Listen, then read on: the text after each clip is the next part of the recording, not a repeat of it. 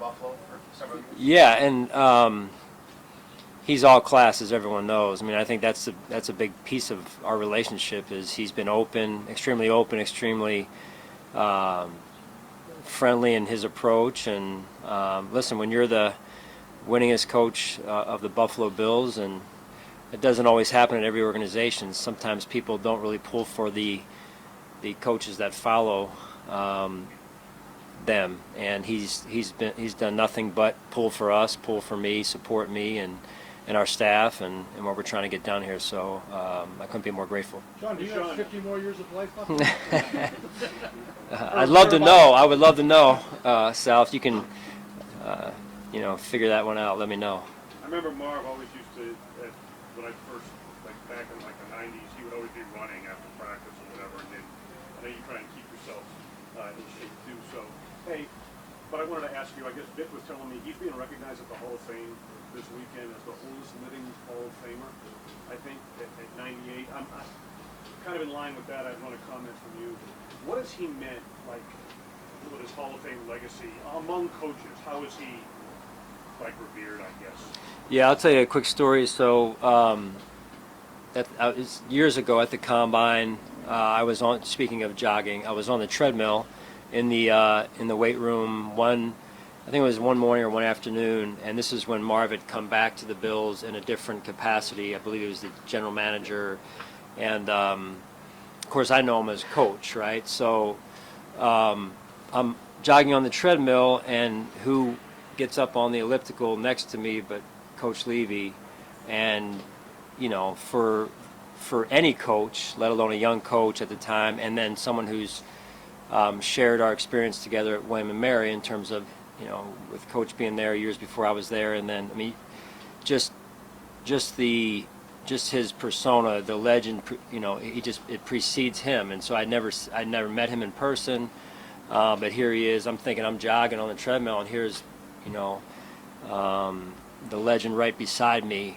It was kind of a surreal moment, Did you share about how he would reach those? I mean, that was a cast of characters back then, so a lot of personalities in that room, and he would quote Churchill to him and everything, and do it. He was the perfect guy to bring them all together. Do you ever talk about that and try and share some of his approach in your own way with these folks? Yeah, I mean, I'm always learning, right? I think that's an important mindset to have.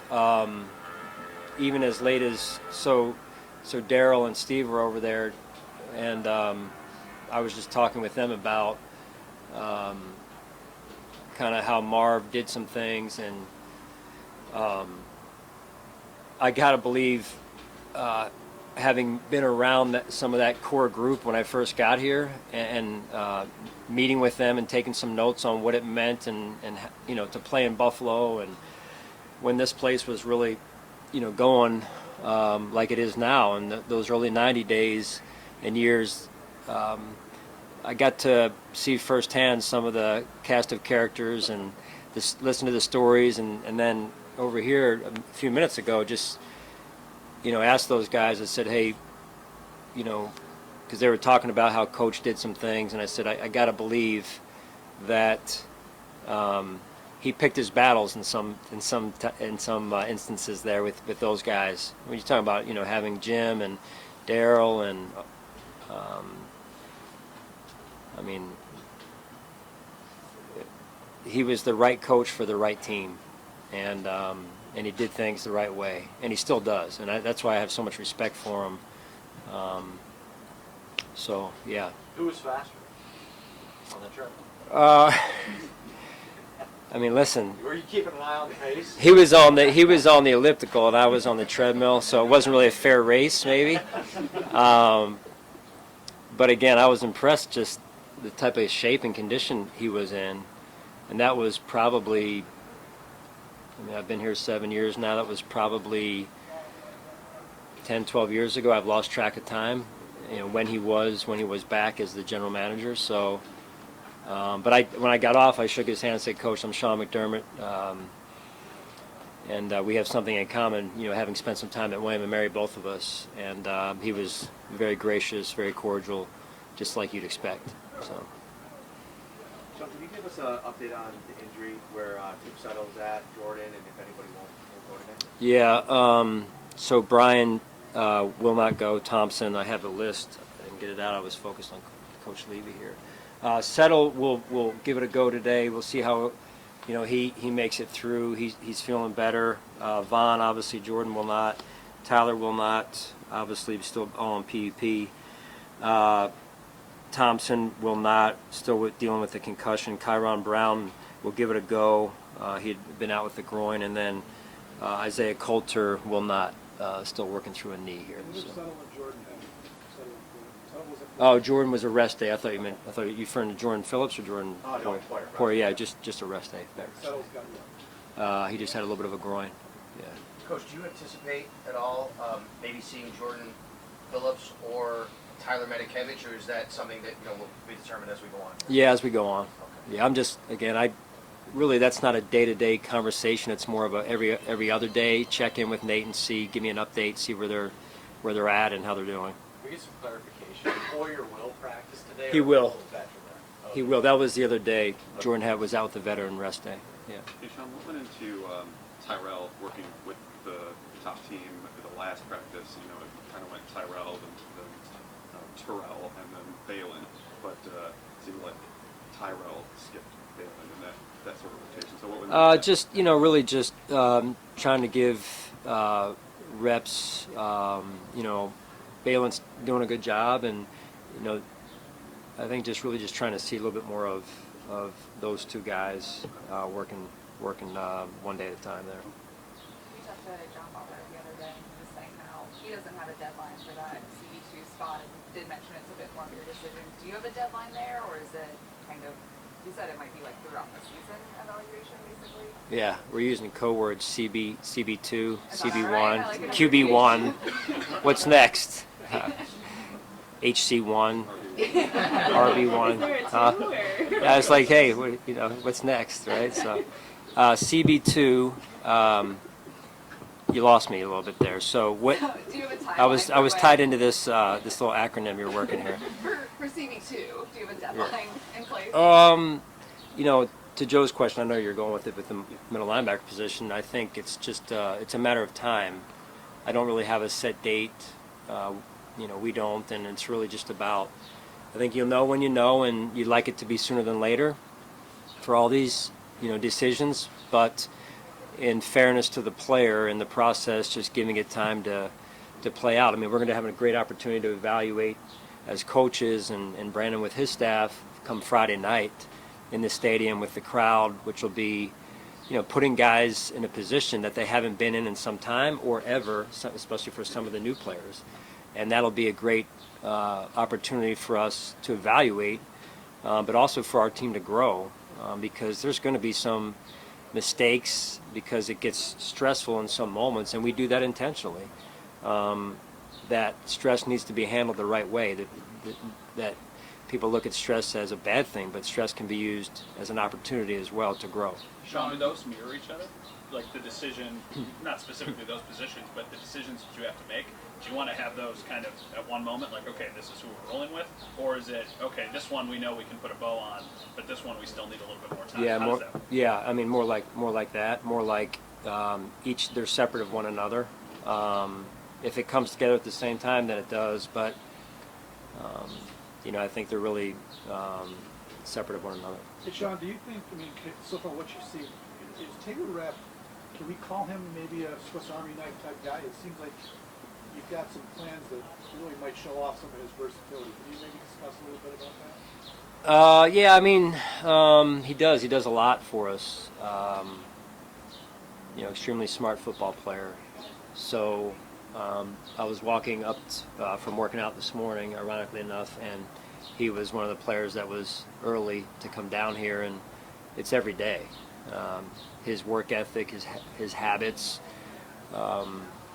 his DNA puts him in a position to be able to do more than one thing for us, and he's done a nice job to this point. Sean, when you're dividing the reps for these position battles and evaluating guys, do you give more opportunities to the young guys who haven't been in those positions because you haven't seen as much, where Tyrell's been in the system and got starts in the middle, Danes obviously had the job, and even Ryan Bates at right guard. Right. Do you purposely, as maybe part of that plan you spoke of, give those other guys more opportunities because you just need to see more of them? Right. No, like that starts in spring. You feel like, you know some of the players that have been with us. In fairness to that position, we do know a little bit of T-Dot, right? But not enough to make a decision by this point, one way or the other, because he hasn't been in that starting role for an extended period of time. So, but in a case like, hey, a veteran player that's been here a while, okay, Deion Dawkins, we feel like we know who Deion is, how he's going to perform in all situations. And so you get a younger player in there, maybe with the ones, especially Friday night from time to time, and see, hey, how do they handle themselves in that type of environment, playing alongside of Josh Allen. And that's just an example of one position. Because I think that is important as part of the overall evaluation, and say, who can we count on, who are they, and how do they handle those moments. And again, it'll be an opportunity for them to grow. Understanding that you've taken it one day at a time with Tamar, just with 2 days of pads now done, what have you seen from him and his progress? Yeah, extremely courageous. Great to see him have that interception the other day. I wish I was here to listen to. Hopefully, the crowd appreciated that as well. And every day he continues to amaze us. Because Ryan Bates is so flexible, what does that do for the evaluation of being able to maybe put Osiris in a little bit to at guard? I don't know. Obviously flexibility is great, and you want to have that. I know you also want to have a starting position maybe if you're Ryan, but it also gives you a little more options. Wouldn't that be right? Right. And Ryan, when he first came to us, was used in that capacity of, he was basically a backup, first guy in. He was the sixth offensive lineman, so it helps you play a long time in the league, right? Position flexibility, and the more you can do. So, but any player wants to be the starter and wants to kind of hone in on one position. So, I think that's important that one knows their job, but also has an ability to bounce around. And Coach Cromer does a great job of cross training those guys quite frequently up front. Hey, Sean, with Dorian Williams, are you at this point in camp focusing him more on the middle or the outside, and what type of progress have you seen from him in whichever spot you're in? Yeah, he's been outside only, and he's done a really good job. Really, when you look back at the spring, we started him inside just to see where he was and whatnot, and so then we moved him over towards the end of the spring, maybe the last day or two, so he could get a jump start on it, and he's done a really good job to this point. Sean, you're a week in. Now turning the page forward a week. What do you need to see this next week compared to what you saw in the first week of camp? Yeah, I think, again, Friday night will be the start of really the next week of ratcheting things up from an evaluation standpoint, where you're starting to see players in game situations in front of a crowd. Like I said, some playing with the ones that don't normally play with alongside the ones. And then we're a week out basically. I think it's next Saturday to the first preseason game. So the players know that, especially the older players. The younger players maybe more just dialed in on this practice. But it's all about those mile markers along the way here to making sure we're staying on schedule at the right time. Sean, we had somewhere I know like preparation is, you're all about that, whether it's scheme or even like logistics. I think we've talked about in the past, like you use preseason games as like a model for what a regular season game day is. Like, do you do any of that with regard to the practice, kind of a behind-the-scenes approach to tomorrow night? Yeah, definitely, and that's part of the reason why we do it, is to get the players down there as well. And some of these players have not been in our home locker room, don't know our operation the morning of a game type of situation, and have never kind of gone through that routine. So it gives them a chance to get in the home locker room. They'll dress over there, and then go through it and just get a feel for where the training room is in there and the tubs and everything that they use. I think that's important. We used to do that with Andy, and I thought that was a great model to kind of start the ball rolling towards that first preseason game and get guys, even the older guys who have been with us, it just gets them back in that headspace again. First tomorrow, obviously a lot of it is evaluating players. That's stuff you just talked about letting them have the run through. But for you, is there anything you want to self-evaluate as you have that first chance in a scrimmage to do some the defensive play calling? Like, what are you looking for out of yourself tomorrow? Yeah. Yeah, there'll be opportunities for that. We're going to try and run it as much like our practice out here as we have been, and so there'll be times when I'm the head coach. There'll be times where you see out here where I'm on the side with the defense, and Coach Smiley and Matt are out and around the team and managing the operation there. So yeah, we're going to send our coaches upstairs. Another thing we're going to do is send our coaches who are going to be in the press box. We're going to send them up to the press box, and they're going to get a good feel for that and how that works and some of the communication. And I think that's all part of the preseason experience. Sean, John Butler said the other day that you asked Terrence sometimes to cover Travis Kelce and tackle Derrick Henry like he's a unique guy for you. How different is that? That guy's a unique guy also. That guy walking by. How unique is that for any defense to have a guy in his position that Yeah. is so versatile and does so much? Yeah, he does a phenomenal job. You think about what he's asked to do. You think about where he was when he first came to us from Weber State, and the guys give him a hard time all the time about coming from that small school, and he's just done a phenomenal job of building himself into a player that can do all of that, and obviously. The coaches have done a great job with him, so he's a valuable part of our defense. Thanks, guys.